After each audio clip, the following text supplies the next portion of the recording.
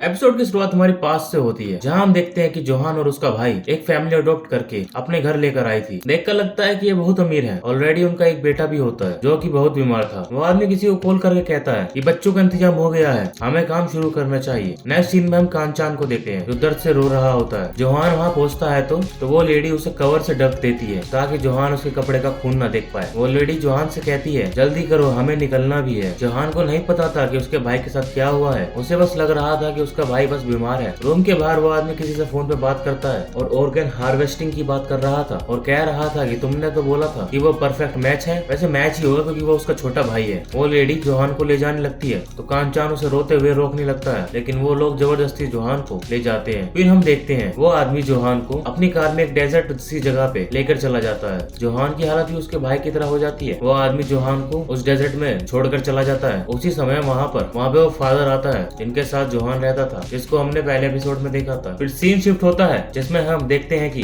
कांचान Johan को boat पर अपनी स्पेस पे ले आता है जहाँ पर वो रहता था। जोहान अपने भाई का लिविंग कंडीशन देखकर दुखी होता है। फिर वो कांचान का शर्ट उठाता है जो स्टिच वो वहाँ पे स्टिक मार्क देखता है जो कि एक किडनी निकालने की वजह से हुई थी। बेचारे की किडनी निकाल ली बचपन में, इसलिए उस समय कांचान जोहान को जाने से रोक रहा था। वो उसे बचाना चाहता था। जोहान और कांचान दोनों ही बहुत इमोशनल हो जाते हैं और बेचारे रोने लगते हैं। और जोहान कहता है हम कभी अलग नहीं होंगे, चाहे दुनिया हमें गे ही क्यों न बोल दे। दूसरी तरफ सुजिन को अपने फ्यूंसे के एक्सीडेंट के बारे में पता चलता है। वो दौड़ती हुई हॉस्पिटल पे चली जाती है और वो वहाँ विनू को बाहर रोता देखकर वो बहुत जोर जोर से रोने लगती है। इधर वान अपने खंजर को फॉलो करते हुए गुमतान तक पहुंच जाता है और अब फाइनली दोनों आमने सामने होते हैं। गुमतान का खंजर भी वांग के पास वांग के खंजर की तरह वाइब्रेट करता है। दोनों की बात से पता चलता है कि गुमतान कुछ समय पहले ही जागा था और वो तब से वांग से छुपकर रह रहा था। वान अपना खंजर लेकर उस पर अटैक कर देता है तो गुमतान अपने आगे एक शील्ड बनाता है। वान अपना पूरा जोर लगा के उस शील्ड को तो तोड़ देता है, लेकिन गुमतान का कच्छु भी नहीं उखाड़ पाता। गुमतान कैसा है कि मैंने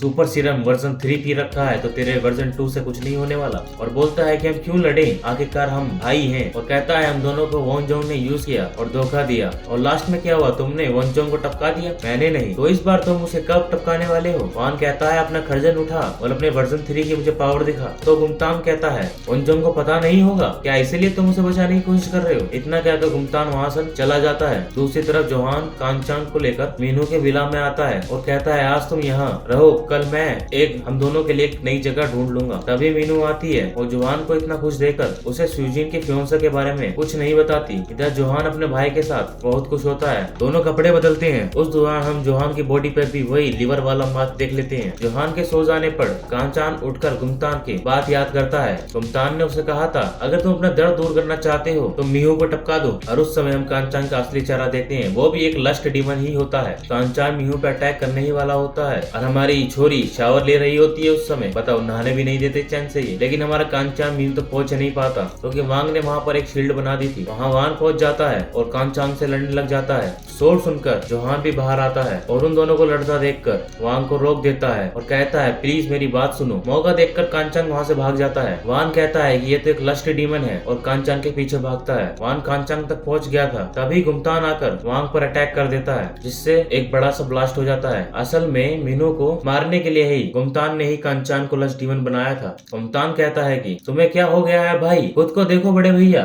तुम कमजोर हो गए हो। मुझे पता है तुम उस औरत के लिए इंसान बनना चाहते हो। जितना तुम उसे प्रोटेक्ट करना चाहोगे उतना ही तुम कमजोर होते जाओगे और रंडवे ही मरोगे। गुमतान हमारा वहाँ से चला जाता है ये बोलकर कि अगली बार मिलने पर या तो तुम मेरे हाथों मरोगे या मेरे साथ हो जाओगे। इधर मीनू हमारी नहाकर निकलती है तो देखती है कि पूरा घर टूटा फूटा पड़ा है। वो जोहान को देखकर पूछती है यहाँ पर क्या हुआ था, लेकिन जोहान हमारा बहुत जल्दी में लग रहा था। वो बिना आंसर किए अपना सामान लेकर वहाँ से निकल जाता है। दूसरी तरफ गुमतान से लड़ने के बाद वान की हालत बड़ी ही बेकार हो जाती है और उसे खून की उल्टी भी चालू हो जाती है। उस समय वो पहाड़ के ऊपर एक हिरन को देखता है। किसी तरह वान ग्रेवयार्ड तक पहुँच जाता है और वहाँ जाकर गिर ही जाता है। नेक्स्ट सीन में हम मीनू को देखते हैं जो कि सुजीन के फियोंसे के फ्यूनरल पर आई होती है। सुजीन को रोता देखकर उसकी हिम्मत नहीं बनती कि वो अंदर जाए और वहाँ से चली जाती है। मीनू फिर सीधा ग्रेवयार्ड पर पहुँचती है और रोते हुए वांग को बुलाती है और कहने लगती है वांग मैं बहुत गुस्से में हूँ, ये सब कुछ मेरी वजह से हुआ है। वो पगला मेरी वजह से मरा, पता नहीं उसको भी क्या चंडी चढ़ी थी रात को किक देने की। फिर वो वांग को देखती है जो कि जख्मी हालत में एक कोने में पड़ा होता है। वो वांग के पास जाकर बैठती है और वांग उसे बताता है तुम एक वनजुंग नाम की सेवियर हो, रिकार्नेशन हो, इसलिए तुम्हारे जागने से पहले लस्ट डीमन तुम्हें टपकाना चाहते हैं। मीनू कहती है मैं ही क्यों,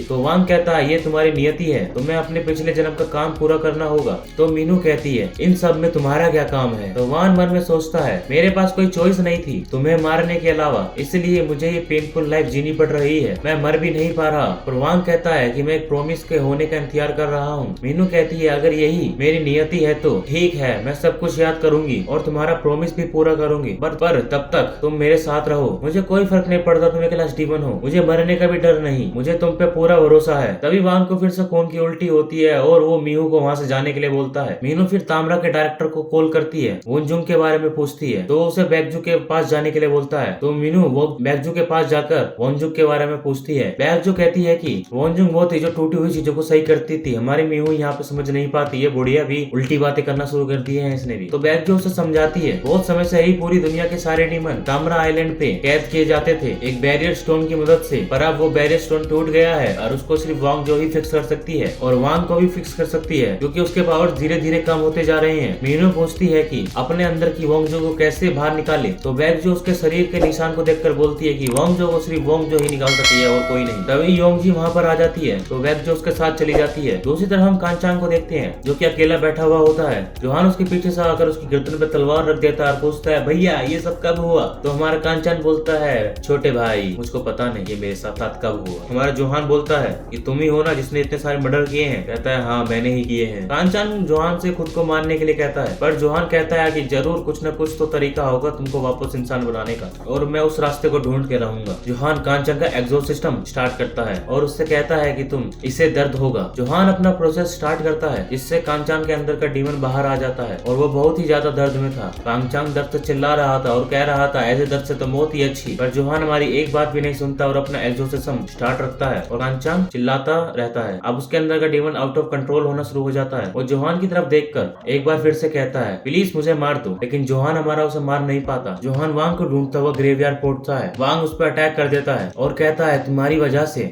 मीनू की जान खतरे में है। जोहान कहता है कि तुम मुझे अपनी तरह बना लो, मुझे भी सुपर सीरम वर्जन 2 चाहिए ताकि मैं अपने भाई को बचा सकूं। वो लस्ट डीमन तो है पर इंसान भी, मैं प्रॉमिस करता हूँ कि अगर मैं उसे नहीं बचा पाया तो मैं ही उसको टपका दूंगा। वांग कहता है अगर तुम उसे मार सकते तो तुम यहाँ नहीं आते और वहाँ से 9 तो 11 हो जाता है। जोहान फिर मीनू के पास जाता है और कहता है कि मेरे भाई को इवल स्पिरिट ने पोजेस कर लिया है, उसे अब बस तुम ही बचा सकती हो। जोहान फिर कहता है कि तुम्हारे लिए बस वो एक लस्ट डीमन ही है, लेकिन मेरे लिए वो मेरा भाई है जो मुझे 10 साल बाद मिला है, जिसके धोखे से ऑर्गन्स ले लिए हैं, जिसने जिंदगी में बहुत सफर किया है। तुमने सोरियन को बेंजुल से बचाया था, वैसे ही प्लीज मेरे भाई को भी बचा लो। मीनू ट्राई करने को तैयार हो जाती है। जोहान अपने मीनू को अपने भाई के पास ले जाता है। मीनू उसे टच कर देता है, उसके अंदर का डीमन पूरी तरीके से जाग जाता है और मीनू पर अटैक कर देता है, पर जोहान बीच में आ जाता है और इसी चक्कर में घायल भी हो जाता है। कांचान मीनू की तरफ बढ़ ही रहा था तभी हमारा वांग आ जाता है और उस पर अटैक कर देता है, लेकिन हमारा वांग कमजोर हो चुका था और उससे हार रहा था। कांचान मीनू को मारने ही वाला होता है तो जोहान उसमें अपना तलवार घुसा देता है। कांचान थोड़ा नॉर्मल हो जाता है और उसने भैया को थैंक यू बोलता है मेरे को इस दर्द से आजाद करने के लिए। वान फिर आकर उसमें अपना खंजर उसेड़ देता है और कांचान भी एक पत्थर बन के रह जाता है। जोहान उस पत्थर को उठाकर बहुत रोने लगता है। फिर सीन शिफ्ट होता है, फिर हम गुंटान को देखते हैं। वो एक जगह पर पहुंचता है जहाँ